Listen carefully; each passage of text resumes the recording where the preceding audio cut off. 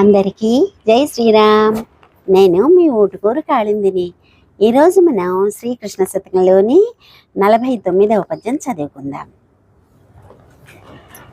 నరపశుడ మూఢ చిత్తుడా దురితారంభుడను మిగుల దోషగుడను నీ గురు తెరుగనంత వాడను హరి నీవే ప్రాపుదాపు అవుదువు కృష్ణ.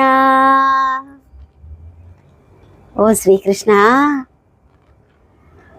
నరరూపంలో ఉన్న పశువు లాంటి వాడిని నేను, మూర్ఖుడని, ఎన్నో తప్పుడు పనులు చేస్తున్న వాడిని, గుణాలలోనూ దోషాలున్నాయి. అలాంటి నేను నీ గురించి తెలుసుకోగలవాడినా తండ్రి, నువ్వే నాకు దిక్కు, నాకు తోడు తండ్రి, నన్ను రక్షించు అని మనం నమస్కారం చేసుకుందాం శ్రీకృష్ణుడికి. నరపశువు అంటే ఏంటి? నరుడి రూపంలో ఉన్న పశువు అంటే వావి వరుసలు, నీతి నియమాలు, విలువలు ఏమీ లేకుండా ఏది తోస్తే అది చేయటం అన్నమాట. అలా చేయకూడదు, తప్పు కదా. కానీ మనం వాటిని పట్టించుకోకుండా ముందుకు వెళ్తున్నాం. అలా ఉండకూడదు.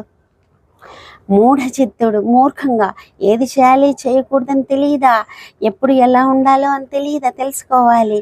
అలా తెలుసుకొని ప్రవర్తిస్తే మనకి ఎలాంటి ఆటంకాలు లేకుండా మంచి దారిలో ముందుకు వెళ్ళగలుగుతాం.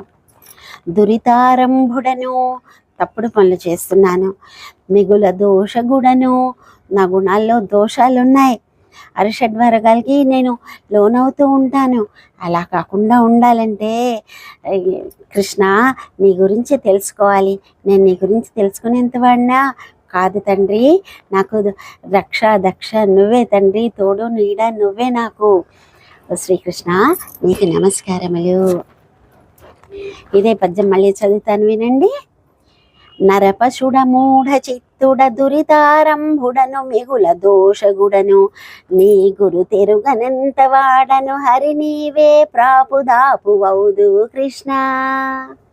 రేపు మరో పద్యంతో మీ ముందుకు వస్తాను. జై శ్రీరామ్. భారత్ మాతాకి జై.